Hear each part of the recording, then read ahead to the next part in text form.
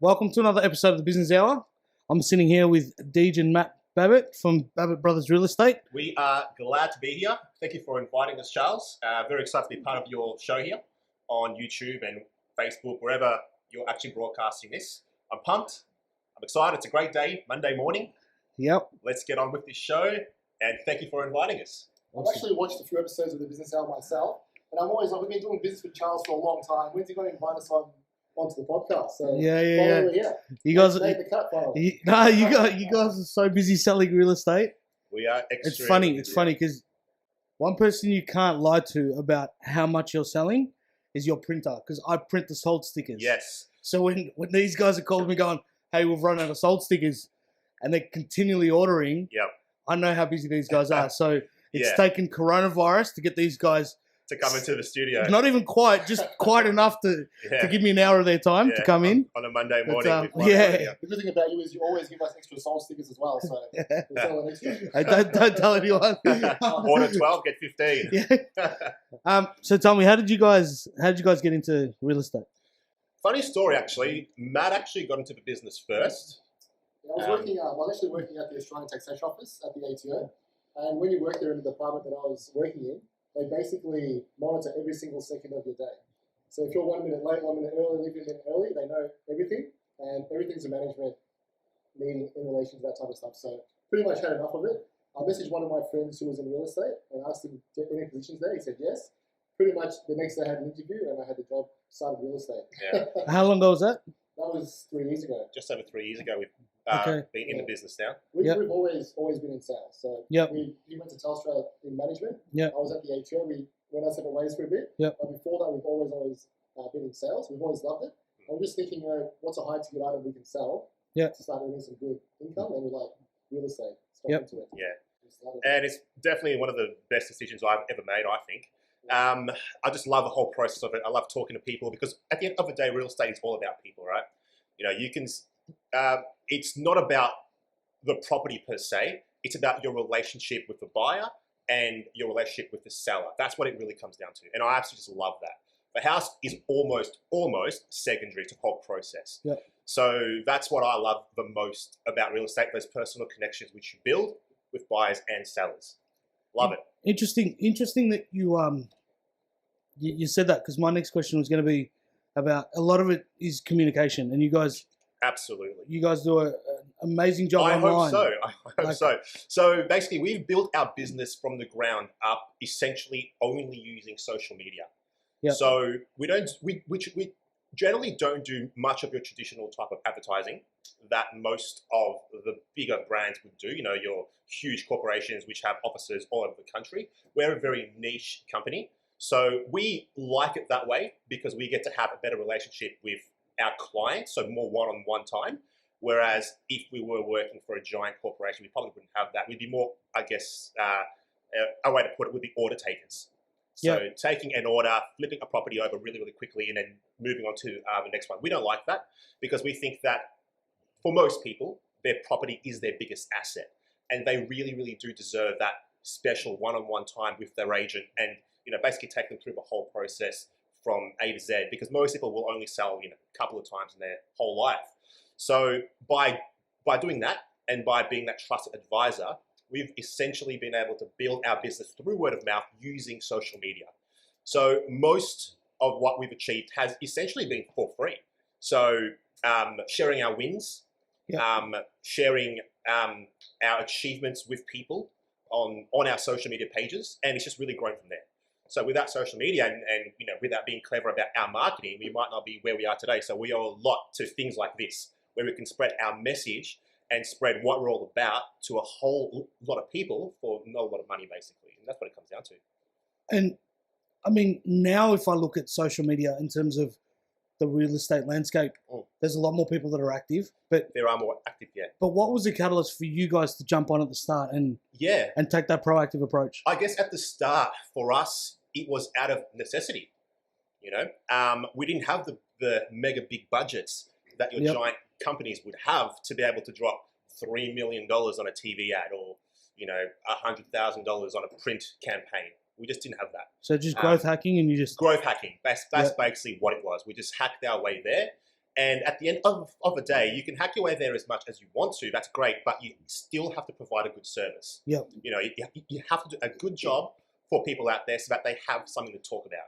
So that they'll even, you know, bring up your name in a conversation one day at their friend's house on a Saturday night. Hey, these guys, they came around, they sold my house, but they did a fantastic job. Essentially, that's what social media is, right? It's just spreading the word of mouth that's already there to a wider audience. And we hacked our way through. Yeah, the thing with social media, a lot of agents were on it, as you were saying, but they weren't really putting themselves out there. They were kind of like robots, and they were just being very straight edge and very corporate. No personality. They weren't showing their personality. They weren't showing who they are. When you have a business, you basically have the opportunity to choose who you're working with. Yeah. And the people, when they interview you, they're actually choosing you as well. And you only do business together with people that you get along with, and that somebody that you actually be a friend with, you know, outside of the business as well. So basically just showcasing ourselves, our personality, that we're two brothers, getting people to know us a little bit better. So basically we're not strangers when it comes down to doing business with the people that follow us. I think that's a really good point for people that are watching that have their own business as well. Absolutely. Like I watch your social media, and I can tell you that you love $1 coffees at 7-Eleven. $7-Eleven coffee. Yeah. Do you get paid for this? You know what? I've been trying to get 7-Eleven to give me free coffee cards for 2 or 3 years now. Guys, if you're watching this, 7-Eleven head office, give me a call now. I work for cheap. $1 coffee. I'll plug you guys until I can't breathe anymore. Those coffees are actually not bad. They're actually pretty good. As far as fast food coffee goes, you know, like the quick service coffees, that's probably one of the best, I think. Yep. Value for money. Value for money. Fuel, coffee, I'm out. Sometimes a stinky donut, but I waste time. That $1 coffee had so much productivity to our day. We literally have that coffee at 9 a.m. The rest of the day is on a business. Yeah. I think, but just we're making light of that, but that in itself is just one thing that shows people a different dimension. And, it shows people that we are people as well. We're just your regular guys, just like they are. Yep. And it just really, shows them a bit of our personality. Not only that, but if every piece of content that you're putting out was trying to get someone to buy a house, just real estate, it would be extremely boring. Honestly, I'd probably stop following it because it'd be boring. Yeah. Like people just don't want to see for sale, sold, for lease, leased. Over and over again, that does get boring. Yeah. So it's important if you have a business out there to really show who you are, showcase you. You're the business, and that's what it's all about, really. Yep. Yeah. Anyway. And so Corona's been around for a little while. How has it affected? Move back a little bit. Right? Yeah, we've got 1.5. How has it affected us? Well, honestly, let's talk about house prices for one quick second. As far as house prices go, I do not think, in my market, so I'm talking about my market here, I do not think that the coronavirus has really affected house prices all that much. If it has, it would be in the single-digit percentages. I'm talking less than 5%, probably even less than that, right? What it has done, though, is it's made the buyers wary to come to open for inspections. Yep. So properties are still selling. They're still selling for basically what they were selling for pre-coronavirus. They're just taking a little bit longer to sell because we're just not getting the foot traffic through. And of course, the government did put a clamp down on our open for inspections for a little while there. Then they lifted it and they allowed us to have private inspections only. And only very recently did they allow us to have open for inspections for up to 10 people. Yeah, the direction wasn't very clear at all during this thing.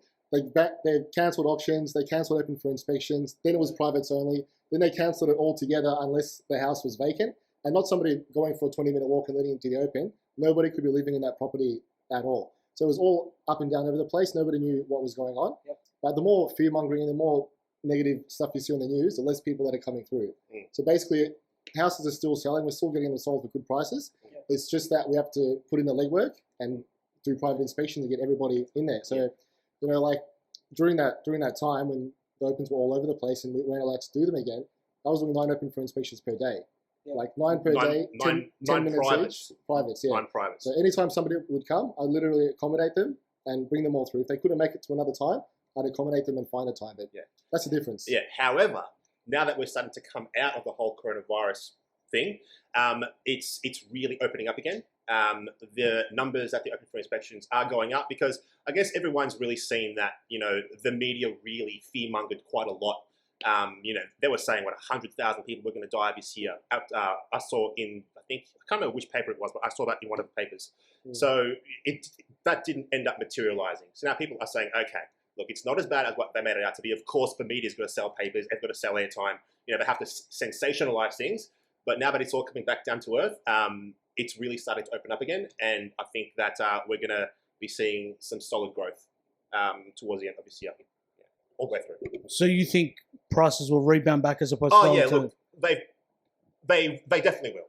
I mean, they never really went down that much, if at all. But I definitely feel like the market is going to keep growing for sure. So you don't have a economic... Oh look, I would doom and gloom with a recession. It's definitely not doom and gloom. That's just a huge media beat up. Long term, what's going to happen? Nobody knows because no one has a crystal ball. If I could predict long term what was going to happen to the property market, I'd be worth $50 million right now, of course. But that's not something that I can predict. I don't think anyone can. Pretty much, we had the Royal Commission. The market went down. Prices, were getting quite low at a point in time. 6 months after that, prices already recovered, and then the coronavirus came into play. Right now, I think we're just going sideways rather than anything. And one of the reasons is, the economy is not doing so well, but interest rates are still low. So that's still managing to keep the prices at a kind of balanced off kind of period. But we will see what happens. But whenever someone asks me this question, if I'm at an appraisal or something like that, and I'm sitting down in front of one of my clients, and they say, should I sell now? Will the price drop? Or, should I sell now? Or, will the price go up? Whatever it is, I always tell them it doesn't matter. The market can go up, down, sideways, zigzag. For you, it doesn't matter. The reason why I say that is because 90% of the time, or even 95% of the time, if someone's selling a home, so let's say, they live in the southeast suburbs of Melbourne, they're selling their family home, most of the time they're buying another home in the same market, either in the same suburb or very, very close by. So I always tell them, if the value of your property goes down, the value of the next property which you'll buy will also go down. If it goes up, it's also going to go up for the next property. So for you, in most cases, not for everyone, but in most cases, it doesn't actually matter what the market's doing. In fact, it's actually better if you're that kind of person to sell your property in a declining market. The reason I say that is because let's say, you sell it today, as an example, 600,000, the market's coming down, but by the time you sell, settle, get your money, property markets come down 5%. As an example, the house you buy next is now cheaper. Whereas if you buy in a rising market, so it's going up, what's going to happen is you're going to sell your house for 600. By the time you buy, the average prices in the area have gone up. So now you're out of pocket even more. So that's always something. I agree with that logic. I mean, except for if you're an investor. If you're an investor, that's a different game. Of course. And that'll just vary depending on what they're doing and what they're trying to. Yeah. Absolutely. So for people that are out there that are toying with the idea of selling their house, what are 3 things you'd look for in a real estate agent? Well, look, I think your real estate agent has to be somebody who's approachable. They have to be good looking as well, like the two of us. Number one, that's number good one. looking. That's me. All right, good sense of humor. Not so much. Get out of here. We've got to balance each other out. So it has to be somebody who's, I guess, I'll put it this way, who is a people person. Yeah, I know that's a bit of a cliche. Somebody friendly, somebody approachable. But somebody, that can get along with anybody, right? So I'm a bit of a chameleon. So I can get along with an investor. He comes in or she comes in and they're all about the numbers. So, the ABCs or the 1, 2, 3s of the area of the dollars. That's it. They just want to know stats. That's it. I can talk to those people. I can talk to someone who's emotionally invested in that property in that area because their mum lives close by and the mum can help look after the kids when they're going to work or something like that, right? So you have to be able to talk to a lot of different types of people. So that's the first thing I would look for, a real estate agent that can actually do that. The second thing that I would think is very important as well is basically finding a real estate agent who's taking care of the transaction themselves from the start to the end. Because there's a lot of big agents out there who are selling much more properties than us. But they're going in there, they're the big shark, they're signing up the listing, they're getting it on board. And then when it comes down to actually selling the property, negotiating the offers and running the open for inspections, they've given it to one of their assistants. So you've got like some 18-year-old kid or some 20-year-old kid managing your property when you've actually signed up with the director of the company. But with us, you sign up with us, you get us from start to end. So that's something that you should definitely be looking for when you select an agent. Absolutely. That is a huge one. We see it a lot. A lot of our business comes from people that have already been listed with a big major agency before. They haven't got the results that they wanted. Then they've heard about us through friends or family. They've seen us on social media. Then they call us and say, hey, look, we signed up with XYZ, huge company. We didn't get the service that we were promised. We didn't get the price which they said we would get. Can you help us? And 9.5 times out of 10, we go in there and we help them and we get the result that the previous agency promised them but couldn't deliver. So that's actually happened quite a few times. And there are videos on our Facebook and on our YouTube with customers that will actually back that up. So it's not just me talking crap, that is actually true.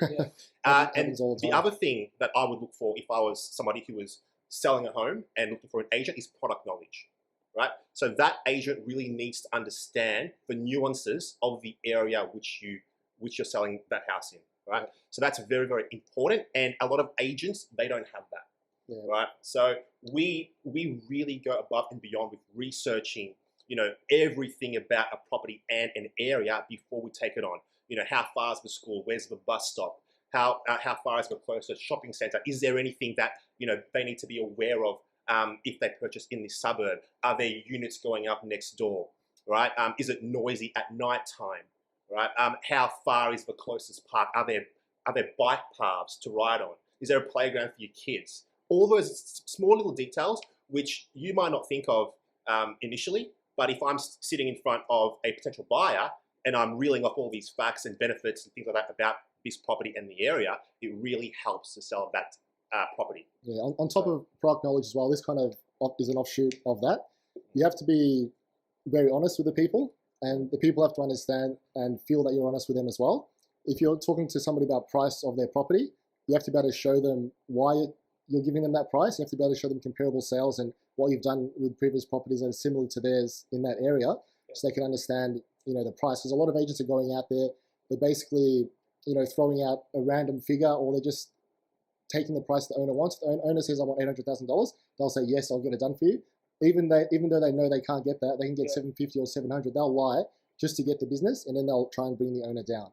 So the owner themselves has to be able to feel the trust in the agent and to see that they're genuine, and to basically make them explain the process and show them the comparables. Don't just take their word for it.